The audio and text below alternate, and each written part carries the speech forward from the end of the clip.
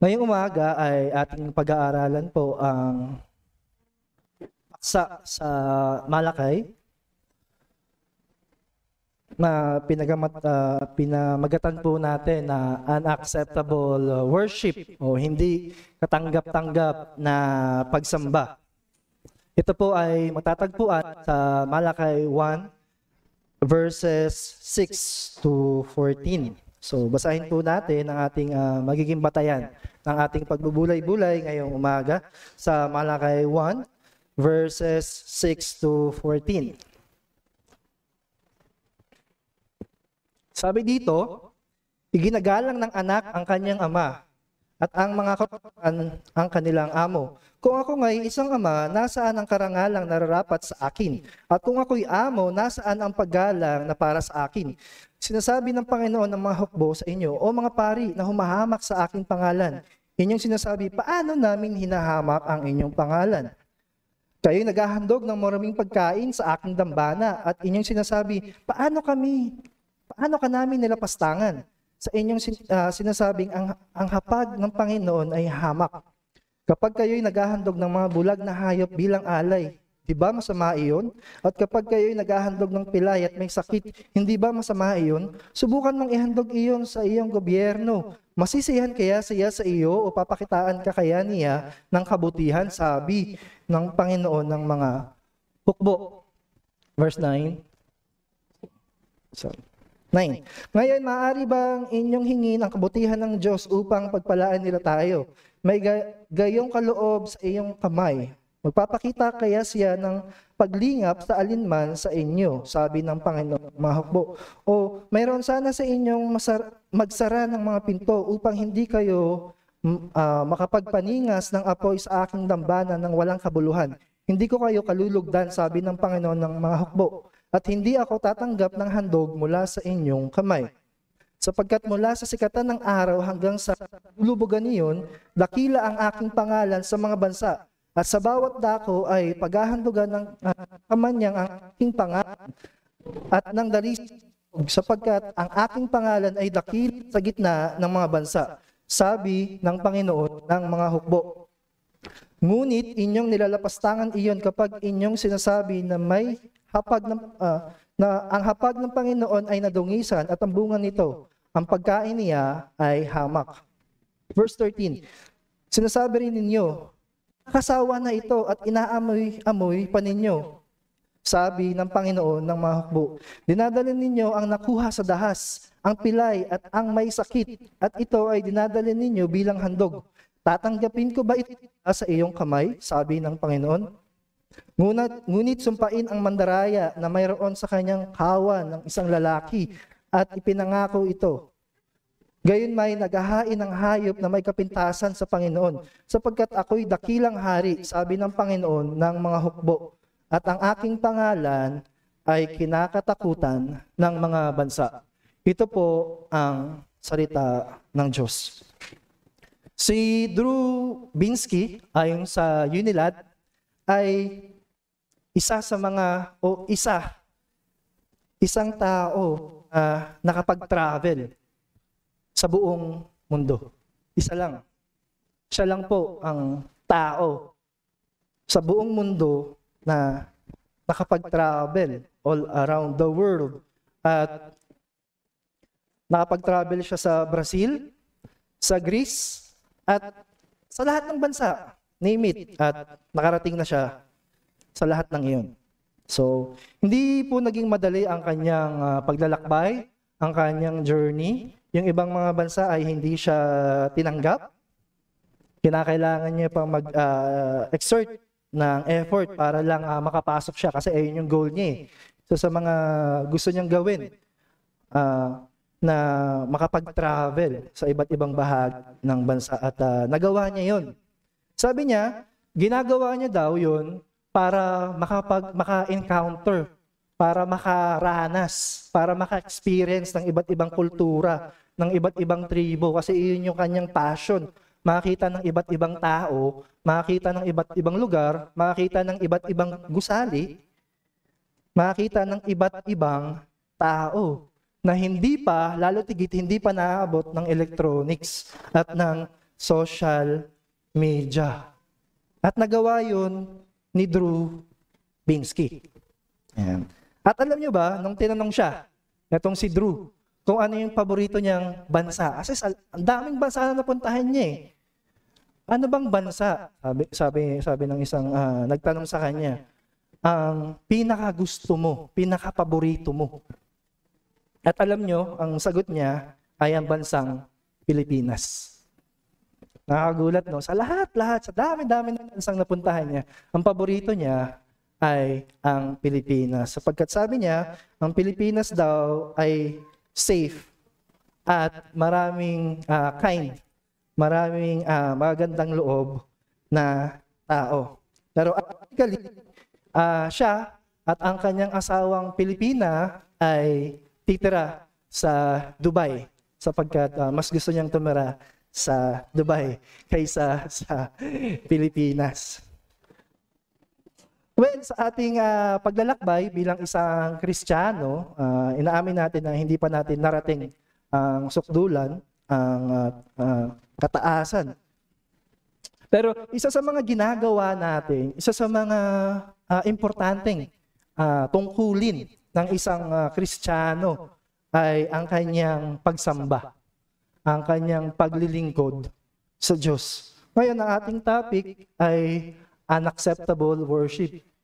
Hindi ka ay hindi ka lugod-lugod na pagsamba. Siguro ang tanong sa atin ay, kalugod-lugod ba ang ating ginagawang pagsamba ngayong umaga? At sasagutin yan sa atin ng Malakay 1 verses 6 to 14. Alam niyo po, ang Malakay, kung inyong mapapansin sa inyong mga Biblia, ito po ay last book bago ang Matthew. So ito po ay yung huling-huling kabanata, huling-huling liham, huling-huling propesiya ng Diyos sa kanyang bansa, sa bansang Israel. Ang Malakay po ay naisulat 100 years after nung captivity. Alam natin na naging captive sila ng Babylon at ng Persia. Ito po ay 100 years bago sila pagkatapos nilang makabalik, sa captivity. At ito po ay nangyari 400 years naman bago dumating si Kristo. So 400 years bago dumating si Kristo. At ina-expect natin na dahil nga galing sila sa captivity, galing sila sa ibang bansa, pagbalik nila, ina-expect natin na merong joy, na merong unity, merong revival na mangyayari sa bansang Israel. Kasi excited sila na itayo muli yung templo eh. Excited sila na sumamba ulit sa Diyos. Excited sila na magkaroon ng bagong buhay. However, nakita natin na yung mga Israelita na pinarusahan dati, ganon din yung mga Israelita sa panahon ni Malakyas. Walang pagbabago sa kanilang puso. Sila ay masasama pa rin. Walang pinagbago. Gayunpaman, sa kabila ng mga kapatid, nagbigay pa rin ang Diyos ng babala, ng warning sa mga taong ito sa pamamagitan ng propeta Malakay. At nung napag-aralan natin, kung maalala nyo, last week, may katagalan na, ay pinag-aralan natin ang Malakay chapter 1, verses 1 to 5, na kung saan merong dispute, merong away sa pagitan ng tao, pagitan ng Diyos. O sabihin natin, nangaaway ang tao. Diba? Sabi ng Diyos, mahal ko kayo. Anong naging respond ng mga Israelita nung sinabi ng Diyos na mahal sila ng Diyos? Sabi nila, diba, imbis na matuwa sila, imbis na magalak sila, ano nangyari? Nagtanong pa sila, paano mo kami minahal? Panginoon, how have you loved us? At imbis na magalit, ipinakita ng Diyos ang kanyang pag-ibig nang sinabi niya na si Esau ay kanyang minahal. Jacob ay kanyang minahal kaysa kay Esau. Kaso, ang katotohanan, hindi naman dapat tanungin yung pagmamahal ng Diyos eh.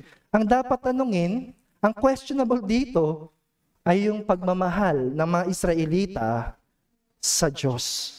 Di ba? So again, sa verse 6 to 14, makikita na naman natin ang panibagong dispute sa pagitan ng Diyos at sa pagitan ng tao. So siguro, ang ilan sa atin dito ay ayaw ng preaching katulad nito kasi gusto yung preaching ay entertaining. So, alam niyo po, kapag in-enroll niyo ang inyong mga anak sa isang mamahaling eskwelahan, ay nag-e-expect kayo ng magandang grades. Nag-e-expect kayo na mag-e-excel ang inyong anak. Kaso sa pagkakataong ito, yung binigay na grade ng kanilang guro, ang binigay na grade ng teacher nila, ang binigay na grade ng Diyos sa bansang Israel, ay bagsak. Bumagsak sila sa harapan ng Diyos. Ang assessment ng Diyos sa mga estudyanteng ito, sa mga Israelites na to, ay bagsak. Ngayon, ang tanong, mga kapatid, sa ating iglesia, kung bibigyan kaya tayo ng score ng Diyos, kung bibigyan kaya tayo ng grade ng Diyos, nag-e-expect ba tayo ng mataas na score? Makakakuha kaya tayo ng mataas na grade sa ating pagsamba sa Kanya? Well, ano ba yung ina-expect ng Diyos sa ating pagsamba? Ito po, ang mensahe natin. Ang Diyos ay nag-uutos sa bawat Kristiyano na mag-alay ng mga handog na kalugod-lugod at katanggap-tanggap. Sa Kanya, ito yung ina-expect ng Diyos sa atin, sa mga Kristiyano. Na-expect niya at nag-uutos siya na bawat Kristiyano ay mag-aalay ng mga handog na kalugod-lugod at katanggap-tanggap sa Kanya. Sa atin pong binasa, ay meron po akong dalawang gustong ibahagi sa atin, sa ating kalagitnaan. Yung una po, ito, the worship despised by God, ang pagsambang kinasusuklaman ng Diyos. At yung ikalawa, the worship demanded by God, ang pagsambang kailangan o inutos ng Diyos sa atin. Sa kaya tayo babagsak dyan? So una, the worship despised by God, ang pagsambang kinasusuklaman ng Diyos.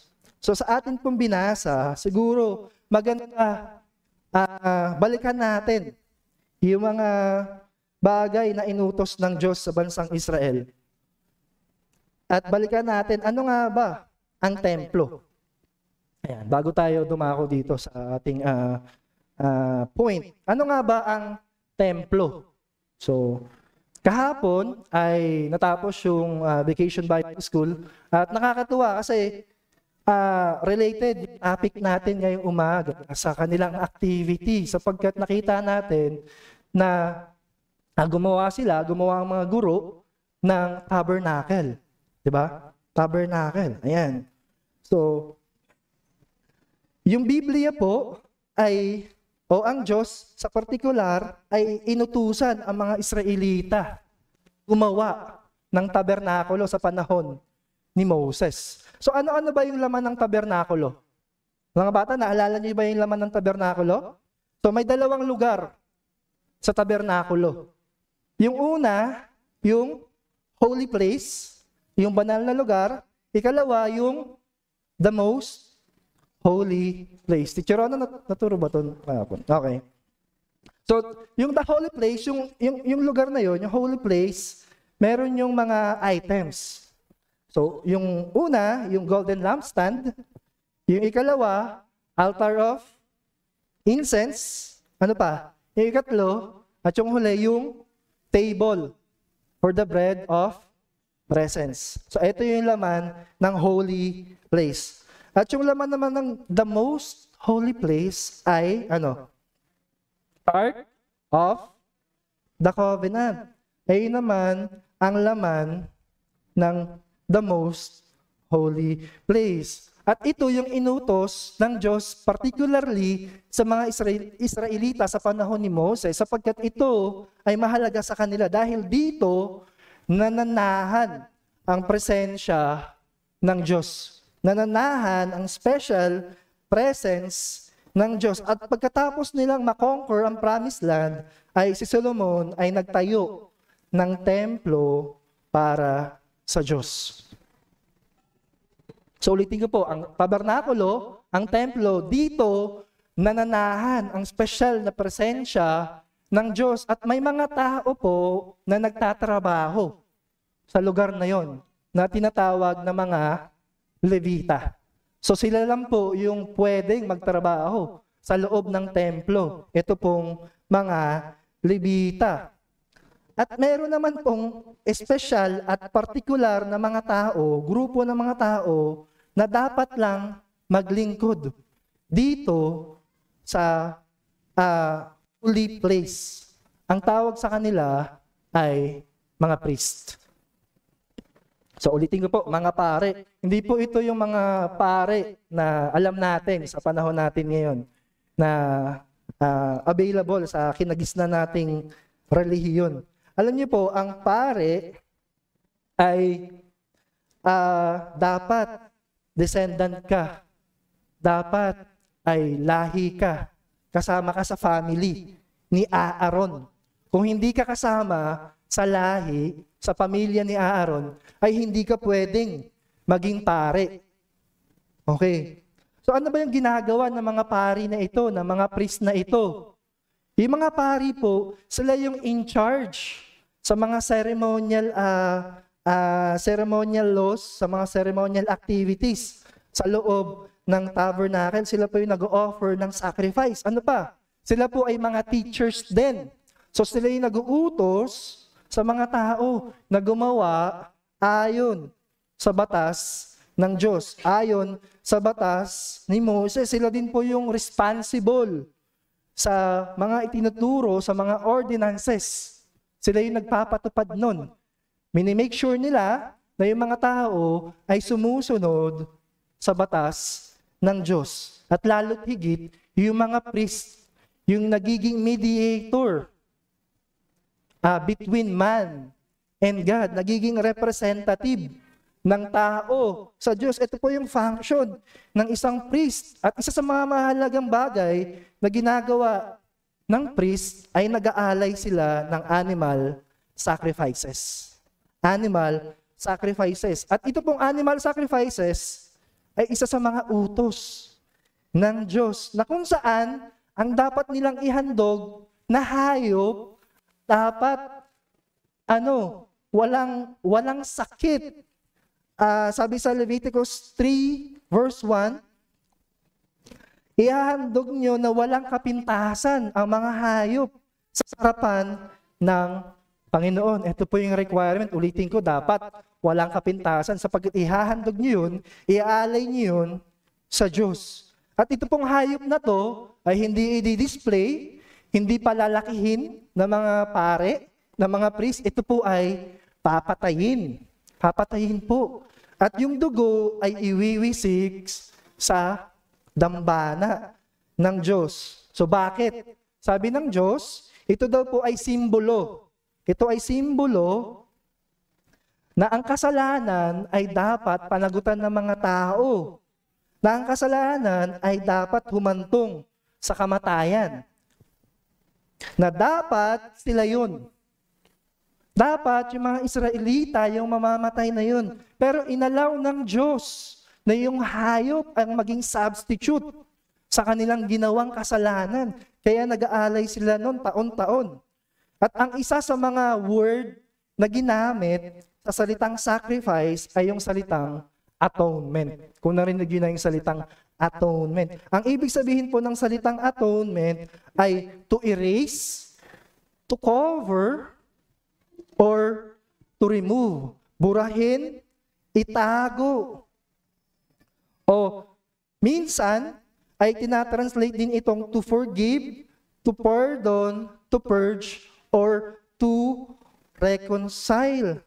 Ang ibig sabihin, ang Diyos pinahintulutan niya Yung mga bagay na yun para magkaroon ng reconciliation ang tao sa Diyos sa pamamagitan ng pag-aalay nila ng animal sacrifice. Ngunit yung pag-aalay nila ay dapat perpetual, dapat in repetition, dapat taon-taon. So, eto na po. So, nakita natin yung templo, yung priest, yung function ng priest, at yung ginagawa nilang animal sacrifices. Ngayon, sa panahon ni Malakay, sa panahon ni Malakyas, eto yung ginagawa ng mga tao. Imbes na ang pari ay gumawa ng naaayon sa salita ng Diyos, ano daw? Kanilang nilalapastangan ang Diyos. Isipin niyo sabihin natin, isang pastor, ang trabaho niya ay mangaral ng salita ng Diyos. Akayin ang tao palapit sa Diyos. Pero ang ginagawa niya, imbis na ganon, ang ginagawa niya ay kabaliktaran. Hindi niya hindi niya ginagawa ang kanyang task nang naaayon sa salita ng Diyos. Siguro, iba yung pinipreach niya, iba yung pinapangaral niya. Kaya naman, pansinin niyo, yung mga tao that time ay polluted din.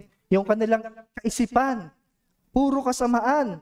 Ang kanilang ginagawa ay puro kamalian sapagkat ang kanilang leader, ang mga priest, ay hindi ginagawa ang kanilang trabaho ng tama. Ginagawa nila ang ayon sa sinasabi ng kanilang puso. Isipin niyo yun, mga kapatid, nag-worship sila. Pero yung ginagawa nila ay hindi para sa Diyos. Nag-worship sila para sa kanilang sarili. Tinotolerate nila ang sin. Sabi sa Isaiah 29:13, "These people honor me with their lips, but their hearts are far away from me." Ang bayang ito ay lumalapit sa akin sa pamamagitan ng kanilang bibig. Ngunit, malayo ang kanilang puso sa akin. May mga bagay o may mga tao na umaawit ng papuri sa Panginoon. Kaso ang layo ng puso sa Diyos. Hindi lang yun. Yung kanilang inaalay sa Diyos ay hindi katanggap-tanggap. Yung mga sacrifices, yung mga hayop na binibigay nila sa Diyos, ano daw? Ano yung utos ng Diyos? Dapat walang kapintasan yung ialay nila sa Diyos. Pero ano yung inaalay nila? Sabi sa Malakay 1:6-14.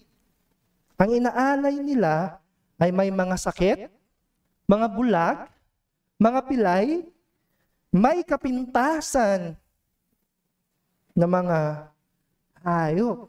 Sa madaling salita, leftover animals ang inaalay nila sa Diyos. At ito ay totally against sa utos ng Diyos. Ikaw ba, matutuwa ka ng ang iyong manliligaw? Pari lang dati siguro, uso yung akyat ng ligaw. At ang dala-dala ng iyong manliligaw ay mga bulok na prutas, mga panis na pagkain. Matutuwa ka kaya? Siguro, sabihin mo, bakit ka pa nagdala niyan? Diba? Dapat kinain mo kanina, panis na pala eh. Matutuwa ka ba kapag ganyan yung binigay sa'yo? Bilang isang magulang, matutuwa ka ba kung ibibigay sa'yo ay mga leftover meals o food?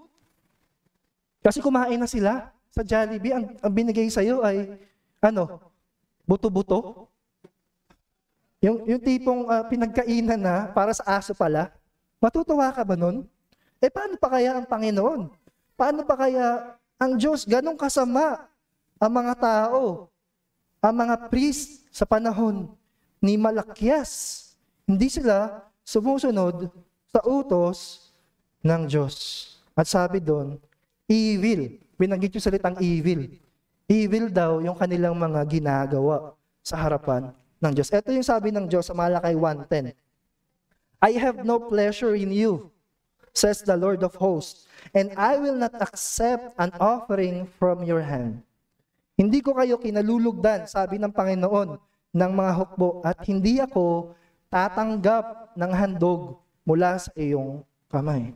Mga kapatid, ito kaya ang sinasabi din sa atin ng ating Panginoon ngayong umaga. Nag-worship tayo pero ang tanong, kinalulugdan ba ng Diyos ang ating mga sakripisyo, ang ating mga alay? Sabi dito, hindi lahat ng sakripisyo ay kinalulugdan ng Panginoon. Kahit na nagsasacrifice ka, pero kinalulugdan ba? Yun yung tanong, kinalulugdan ba ng Panginoon? Tatanggapin ba ng Panginoon ang ating mga handog? Sumasamba ba tayo correctly sa Diyos?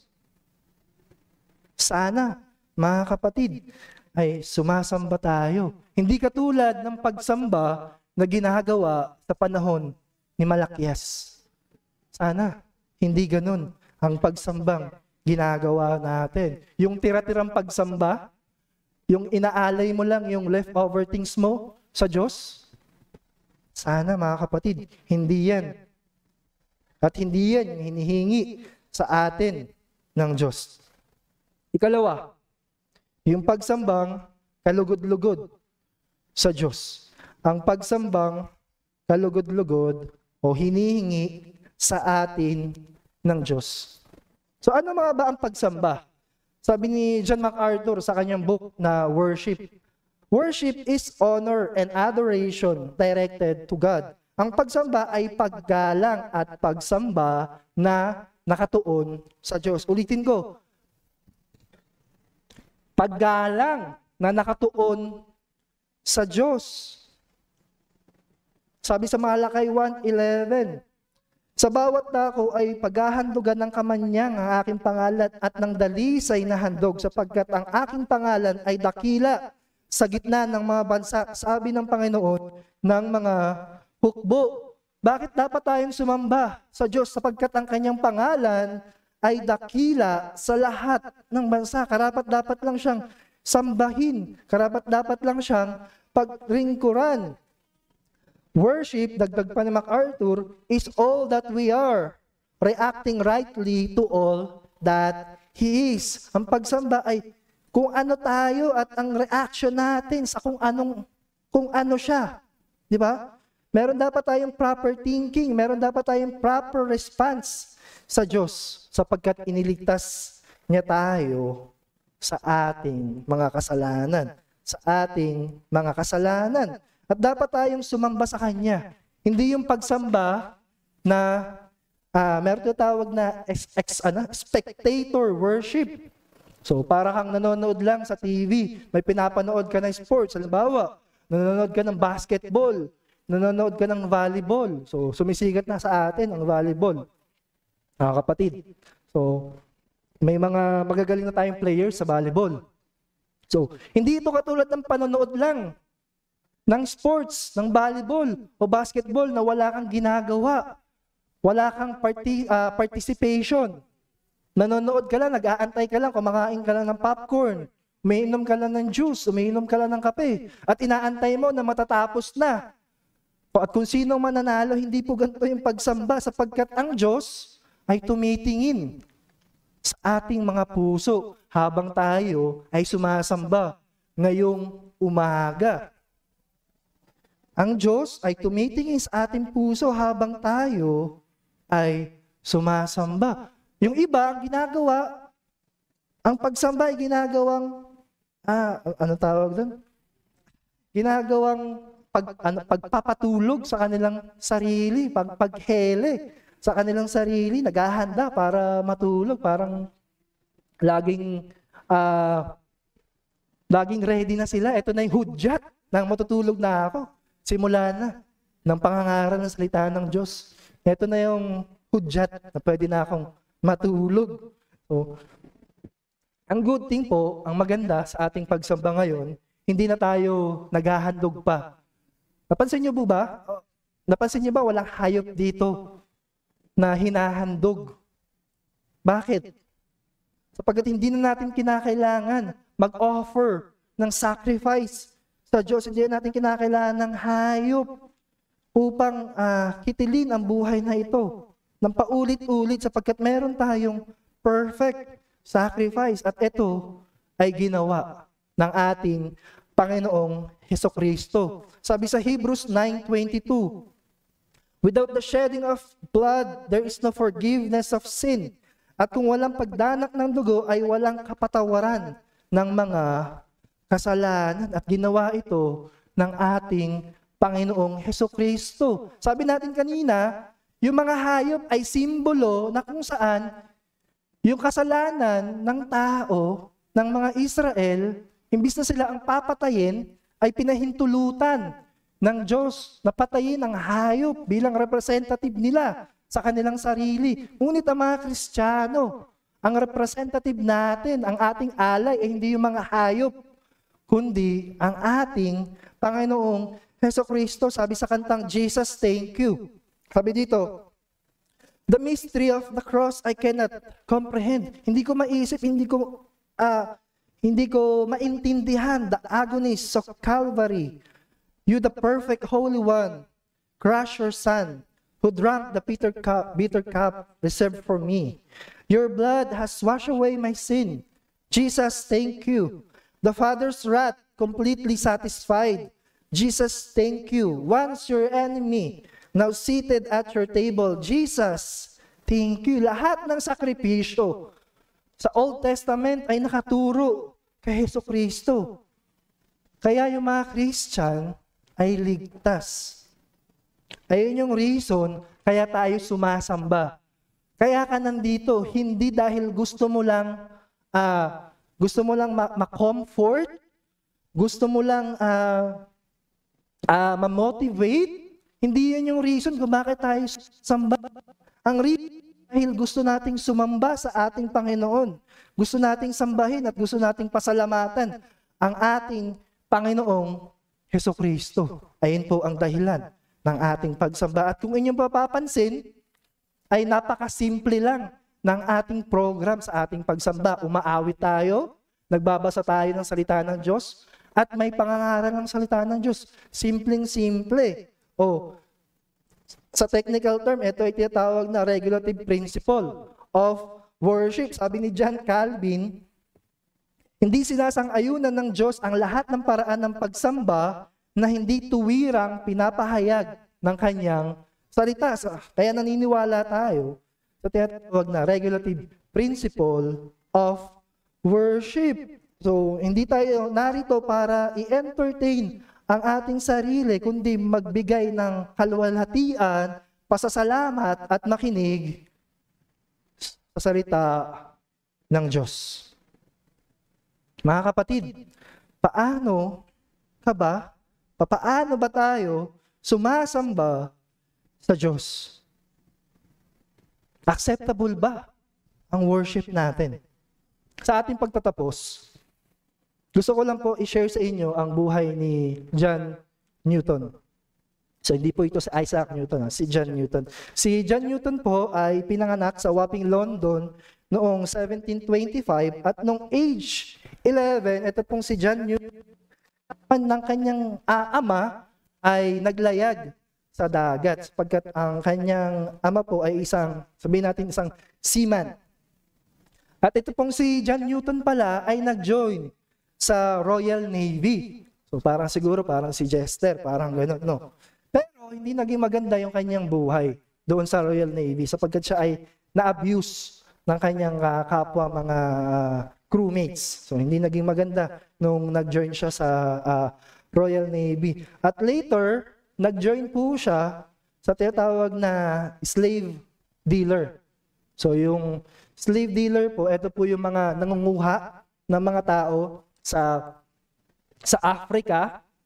Kinikidnap nila yon, yung mga tao, mga itim sa Africa, para dalhin sa Europa at para ibenta at para gawing mga alipin naman doon sa mga bansa sa kontinente ng Europe. So isa po siya doon, ayun yung trabaho niya, mangidnap at magbenta.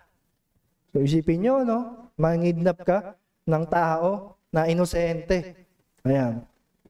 So sa kanyang paglalakbay po, pabalik ng England, minsan isang araw, nagising siya na siguro sa sobrang lakas, isipin nyo sa sobrang lakas ng alon, kahit na yung mga tao na bihasa na, katulad ni John Newton, na isang seaman, ay natakot pa rin sa sobrang lakas ng alon. Ay kakaibang alon na to. At dahil doon mga kapatid, siya ay nanalangin sa Panginoon. At dahil doon, siya ay na-convert. At pagkatapos noon, nung na-convert siya sa Christianity, tinalikuran niya po ang kanyang mga bisyo, katulad ng sugal at paglalasing, at lalo't higit, siya ang ginamit, isa sa mga ginamit ng Panginoon para i-abolish yung slave trading sa kontinente ng Europa. At thankfully, hindi na natin naabutan yun sa ating panahon ngayon. At si John Newton po ay sikat dahil siya ang composer ng Amazing Grace. Sabi sa Amazing Grace, "Amazing grace, how sweet the sound that saved a wretch like me. I once was lost, but now I'm found, was blind, but now I see." Sa last stanza, ito po yung sabi niya sa worship, about worship. "When we've been there 10,000 years, bright shining as the sun, we've no less day to sing God's praise than when we first began." Tayo po ay manalangin. Panginoon naming Diyos, muli nagpapasalamat kami sa mga aral na itinuro niyo po sa amin. Tulungan niyo po kami na sumamba ng nararapat sa inyo. Papasalamat kami dahil sa aming Panginoong Hesukristo na nagligtas sa amin at naging aming katubusan, Panginoon, sa kanyang sakripisyo, sa kanyang inaalay doon sa krus ng Kalbaryo. Papasalamat kami sapagkat alam namin wala kaming inambag sa kaligtasan. Papasalamat kami sapagkat kami inyong iniligtas nung kami makasalanan pa. Si Kristo ay namatay para sa amin. Muli o Diyos, tulungan niyo po kami na maging karapat-dapat ang aming pagsamba, maging kalugod-lugod ito sa inyong harapan. At tulungan niyo po kami dahil ito po ay aming task sa inyo na purihin at luwalhatiin kayo. Muli, Panginoon, binabalik po namin sa inyo ang kaluwalhatian. Sa ngalan ni Jesus. Amen.